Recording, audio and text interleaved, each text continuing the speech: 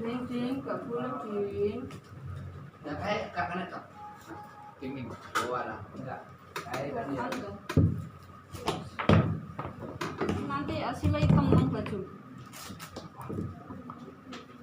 Kalau ngeleti, kalau pakai Vaseline, jangan langsung ke setrika ya. Jadi atasnya itu dikasih kertas. Jadi kertas, ya kertas gini atau koran, pokoknya kertas. Jadi jangan langsung pakai setrika. Kalau Vaseline memang gitu lengket. Anu. Ini kamu lagi. Nah, ada kamu ini. Timbullah saran gosok itu nasisin buat dibayi kertas itu baru gosok itu kertas.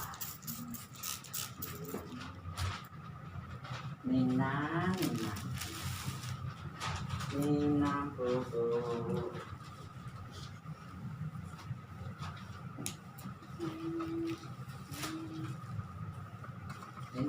Ini tak tetap bulan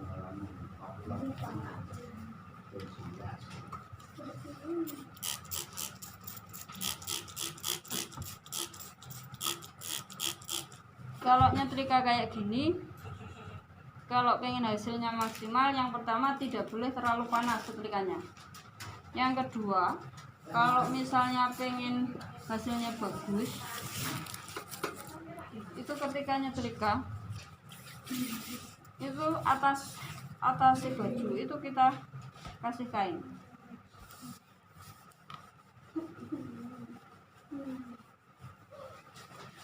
Sebenarnya ada tambahan lagi, itu biasanya kalau teman-teman tailor itu biasanya ditumpangi pakai kayu, biasanya kayu jati. Itu untuk mempercepat hasil, biasanya cepet mati, cepet plek gitu. Biasanya setelah menyetrika langsung ditindih pakai kayu. Jadi kalau misalnya di penjahit kok di setrikaan banyak kayu, banyak apa, nah itu fungsinya untuk itu.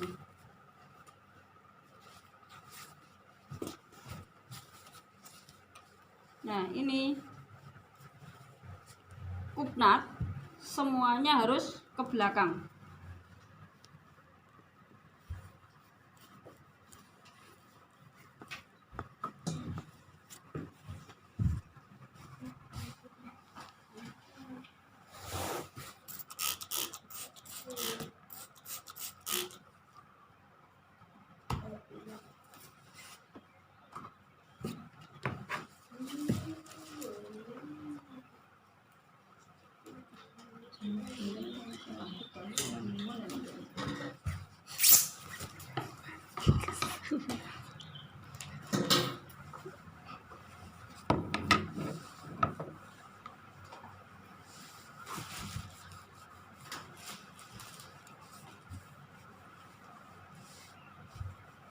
Fungsinya kain ini agar ketika disetrika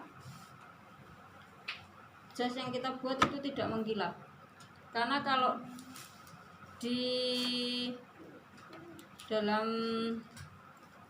urusan jahit itu, kalau serat kain itu mengkilap, berarti itu kain itu sudah rusak. Jadi tidak boleh mengkilap.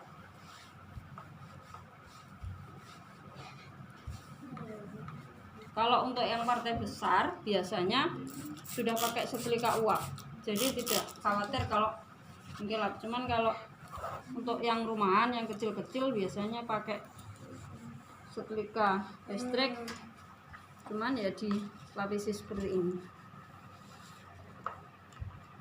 Nah ini seperti yang saya katakan tadi, ini harus masuk ke dalam. Nah kalau seperti ini, saku kalau seperti ini, berarti ini pas waktu nyetrika tadi sama jahitnya ini enggak pas. Kalau posisinya pas, ini berarti jejer. Mana tadi yang saya kasih contoh tadi? Yang ini. Nah ini kalau yang saku yang pas itu hasilnya seperti ini.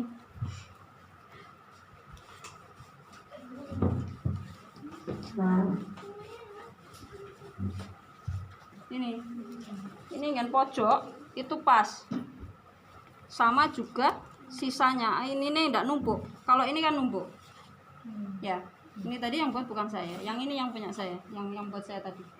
Ini tengernya jejer. Ya.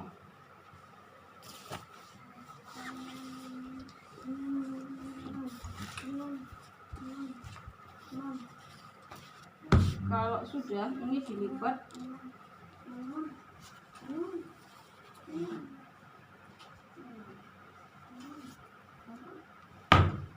ini di atasnya.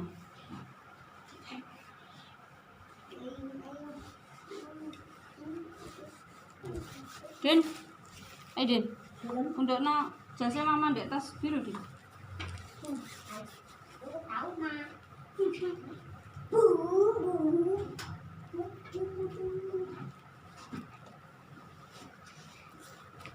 Sudah.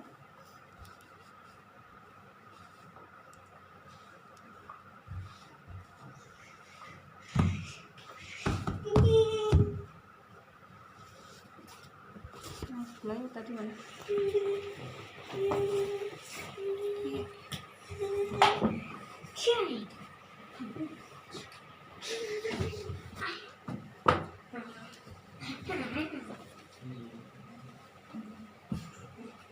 Boleh ini tidak dilemei, tapi yang penting bagian dalam, bukan yang bagian luar yang nanti malik.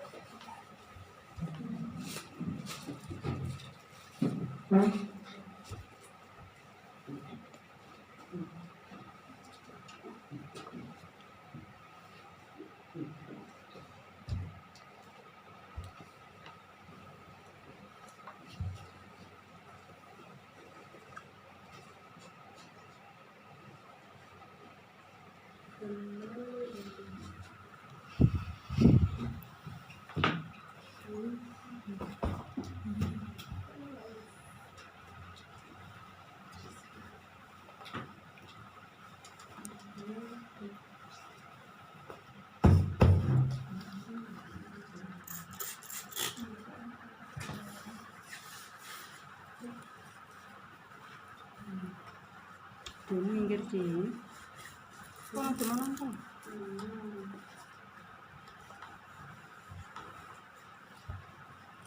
Mulai. Mau sudah kita enggak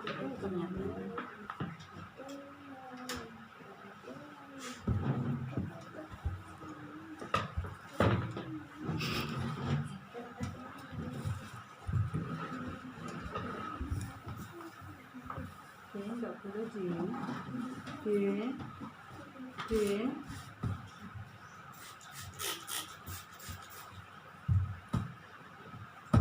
Nah, ini kalau jahitnya tadi sudah pas, otomatis perbandingan antara bibir atas sama bibir bawah itu sama kayak itu. Jadi 2 cm itu kan dibagi 4 itu kan setengah senti.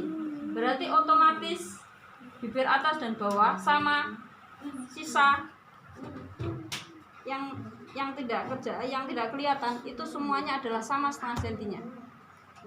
Ya. Jadi ketika jahit ya harus teliti benar kalau jas. Jadi nggak kayak sekali salah perhitungan ya sudah, kelirunya fatal.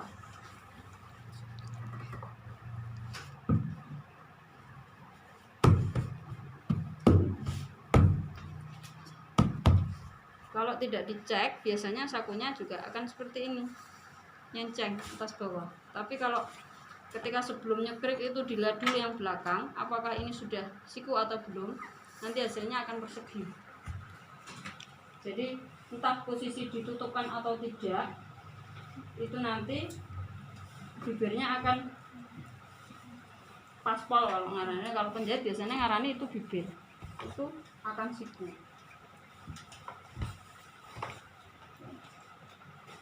Ya. Kemudian untuk yang badan belakang ini sudah harus setengah jadi.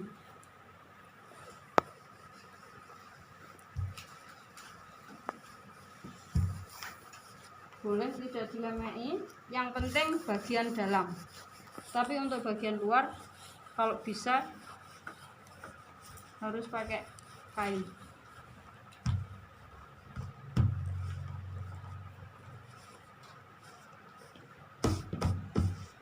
Dan jas itu tidak bisa seperti baju nanti nyetrikanya waktu di akhir, tidak bisa. Ini harus setiap jahit memang harus disetrika. Apalagi sebelum proses motong furing itu harus setrika dulu.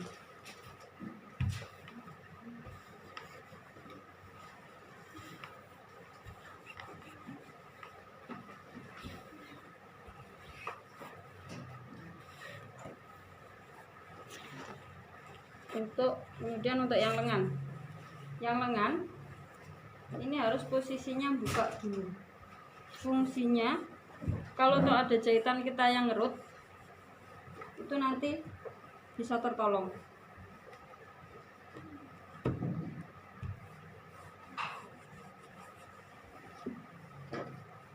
Cuman kalau saya biasanya untuk yang alma mater kayak gini yang jumlahnya ratusan, saya biasanya langsung pakai benang 5. Jadi obras sekalian jahit. Jadi gandeng, tidak buka. Cuman karena jumlahnya ratusan dan ongkosnya biasanya tidak terlalu mahal, itu biasanya langsung benang 5.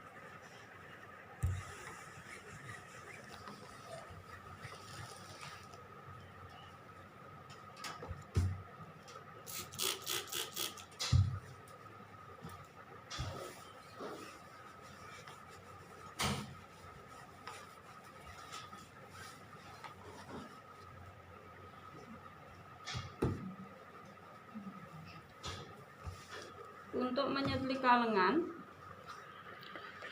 ya, yang diratakan, maksudnya yang pas nyetrikannya pas itu yang sambungannya yang tinggi. Yang sambungannya pendek itu sisanya.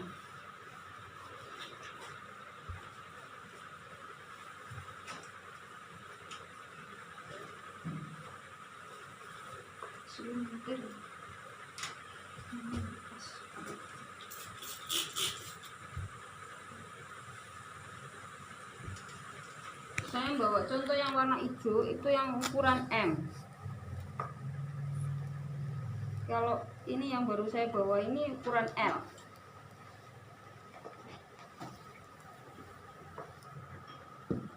Jadi seperti ini. Kalau sudah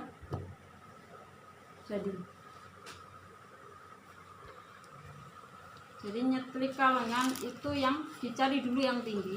Ngesom juga sama, didudukan yang ini tinggi. Ini posisi tinggi itu di belakang, yang di sini.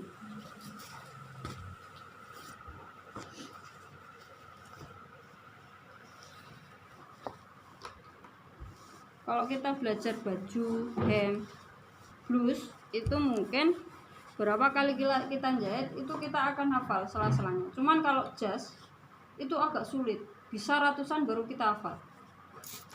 Ya, jadi kalau pengen kita hasilnya rapi dan maksimal, jam terbangnya juga harus tinggi kalau jas.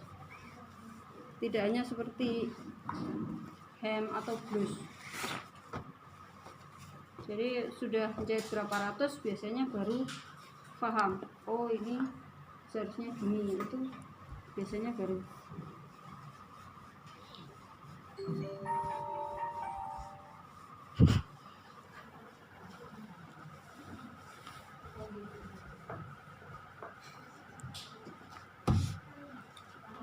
Nanti untuk tangan disum pakai tangan saja, tidak usah ikut seperti saya tadi. Belum waktunya.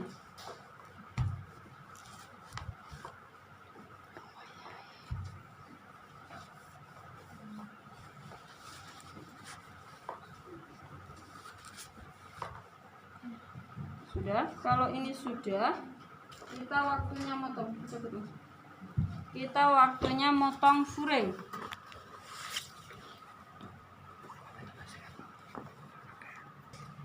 Fungsinya ini kalau kita pakai busa, nanti kalau enek metundungnya karena busa, itu masih yang kegeser itu furingnya. Ya. Ini busanya kan tipis. Kadang kalau yang asli busa jas itu kan tingginya ada sekitar 1,5 sampai 2 cm. Jadi harus dipiskan agak banyak.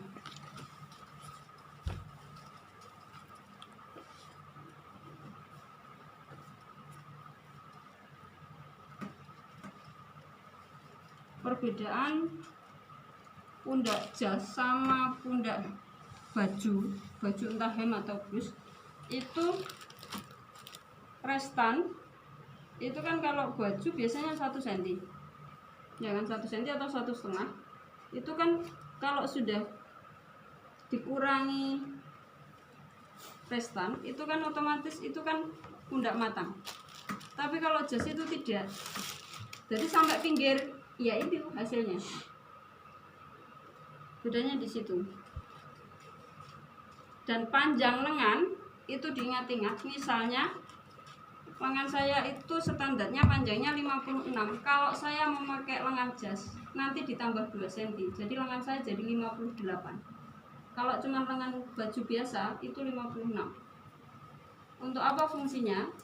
Yang 1 cm itu untuk naiknya, yang 1 cm itu untuk restan busanya. Karena tidak mungkin jas itu akan nilai, mesti agak naik. Begitu juga untuk lengannya mesti agak mungkruk. Atas itu restannya 1 cm sendiri. Kalau misalnya lengan hem atau lengan blus itu biasa itu misalnya 56, kalau buat lengan jas itu kok dibuat sama 56, biasanya jadinya akan pendek, terlalu pendek, karena naik. Itu untuk kuncinya.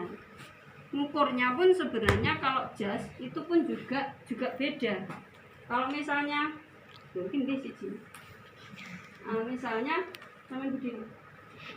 Misalnya kalau kita ngukur hem itu kan atau blus itu kan biasanya langsung gini. Ini misalnya dibuat 52. Tapi kalau jas ini dinaikkan gini. Langsung ini jadinya 54. Otomatis itu naik tambah 2 cm. Ya, itu bedanya.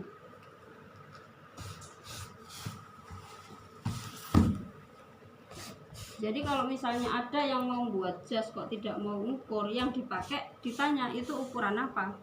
Kalau yang dibuat itu adalah ukuran baju, otomatis lengan itu akan nambahi. Cuman kalau yang dibuat itu misalnya yang laki-laki itu misalnya itu safari, itu berarti tidak perlu ditambah.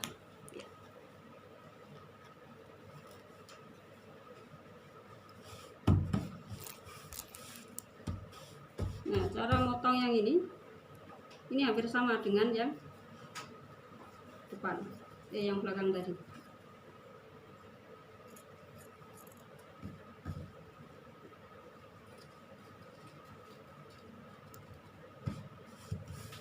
Saya bilang secara praktek loh ya ini.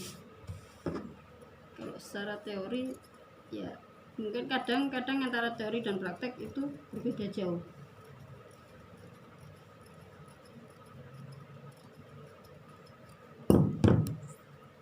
Nah, untuk lengkung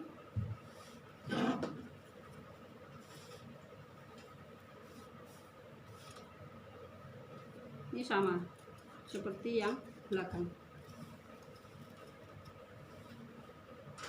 Nah, ini dicantikkan ke atas, terus baru dipotong melingkar sesuai.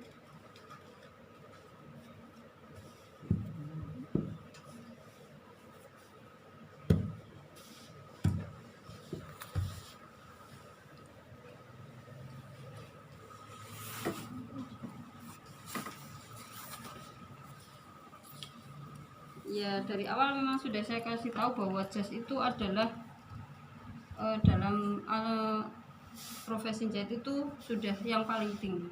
Jadi nanti saya tidak tahu setelah praktek ini apakah kemudian termotivasi pengen membuat, atau orang itu yang pertama kali ketika dilihat jas itu adalah entah jas atau baju, itu yang pertama kali mesti saku, yang kedua itu kerak, yang ketiga itu lengan. itu tidak pernah dipungkiri. Ya, kemudian yang ketiga baru hasilnya halus atau enggak, nyaman enggak dipakai. Nah, itu urusan yang ke belakang. Tapi ketika shred sekali dilihat itu mesti yang bagian. Saya minta karena ini waktunya terbatas. Kalau misalnya Dina, kalau misalnya bisa dikerjakan di rumah apa gitu, ya tolong dikerjakan. Jadi 3 hari itu